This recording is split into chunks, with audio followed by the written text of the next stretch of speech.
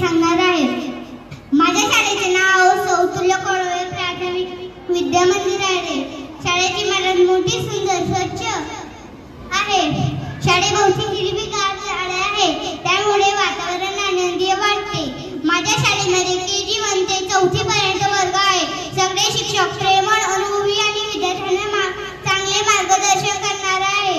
ते आम्हाला अभ्यासाबरोबर चांगले संस्कारही देतात.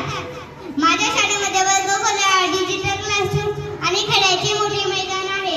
आम्ही दररोज प्रार्थना करून दिवसाची सुरुवात करतो.